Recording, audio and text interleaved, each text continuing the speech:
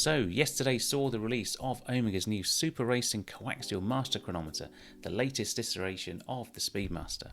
This is no moonwatch but builds on the 2-register series that Omega has been growing recently with the addition of the chronoscope and the chronochime, adding to the existing Speedmaster Racing series. But despite all the new tech that Omega have packed into the new watch, and some of it really amazing, I feel Omega may have missed a little opportunity that has left me a little bit confused. Let's discuss. I'm Andy and welcome to the English Watch.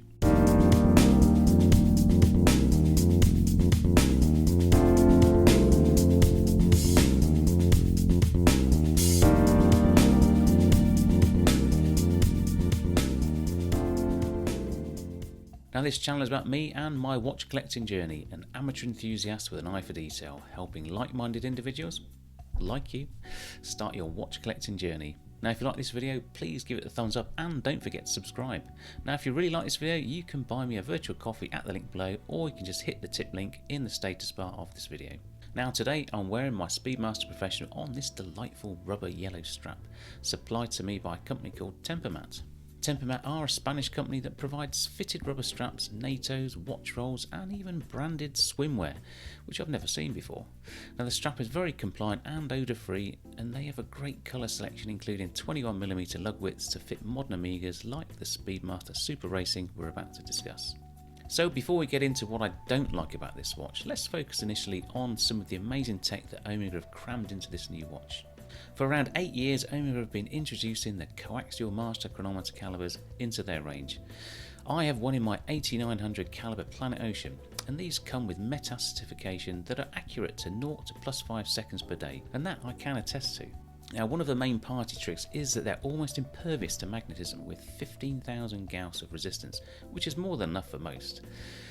Now, development in materials, precision in their manufacturing processes has enabled Omega to offer features that build on the George Daniels coaxial escapement, itself a low friction system improving efficiency and reducing drag on the balance spring.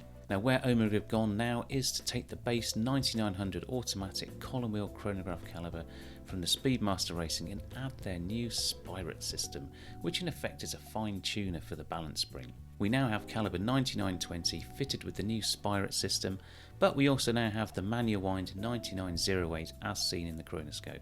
These are both upscale versions of the base 9900 that are still seeing sterling service in the dark side of the moon. Now normally regulation would be taken care of by adjusting the screws attached to the outer edge of the free sprung balance. But this is not precise enough to achieve more than 0 to +5 seconds for Omega or +2 to -2 seconds per day for Rolex with their superlative chronometers. What Omega have done is added the ability to make that extra fine adjustment to bring this within 0 to +2 seconds of tolerance. Now we do have to be a little careful with these claimed accuracy headlines, and I know for a fact that when worn every day moving my arm around, my Planet Ocean will not gain or lose any time over a week, which is pretty impressive. But sit at a desk all day and then put your watch on a dresser for the night, especially dial up, I may find the accuracy runs away a little bit as it's not seeing the positional changes it's tested at, and 5 in this instance. So be aware of stated accuracy claims and be mindful of how you're wearing your watch. This can really affect sometimes how the watch regulates itself. Now the tourbillon was invented by Breguet over 220 years ago to design out issues of positional regulation due to gravity.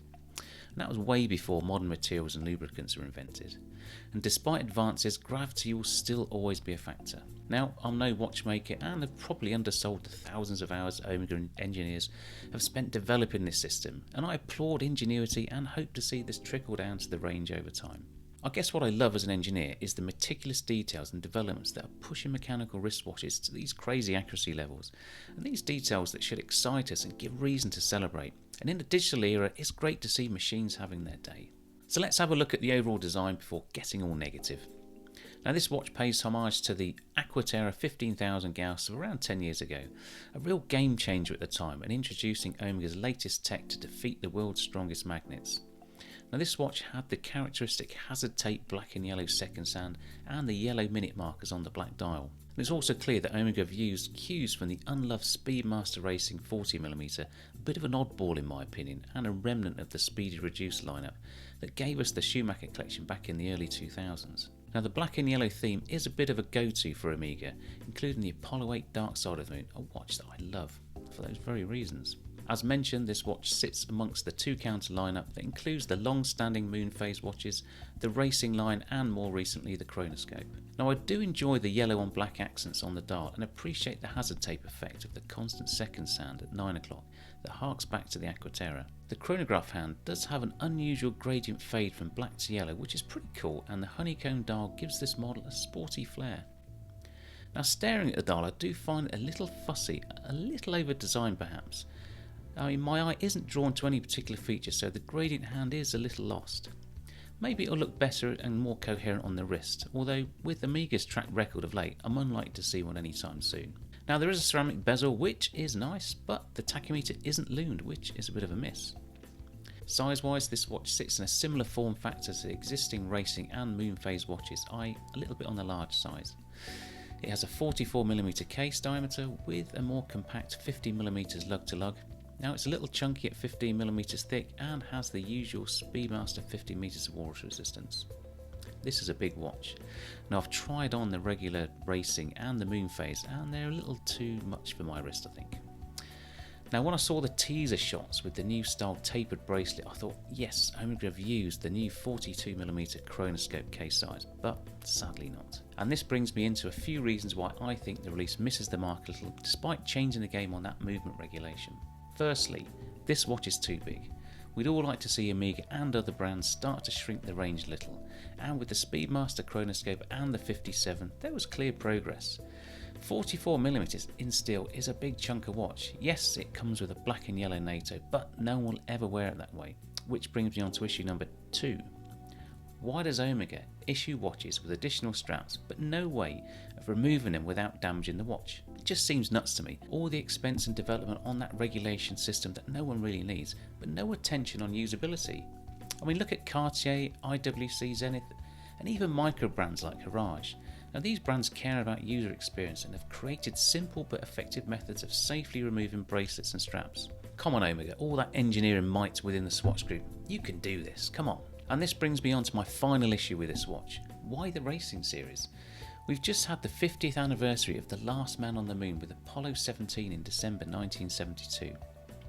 Omega have an ageing collection in the dark side of the moon with a brilliant ceramic case that would have been a great showcase for a new movement, and given all the previous celebrations and demand for watches, a no-brainer really. They could have charged £12,000–13,000 for this watch with a ceramic case. That would have been almost good value, but over 10 grand for a steel Speedmaster, soon to be 11 after the impending price rises? I'm not so sure.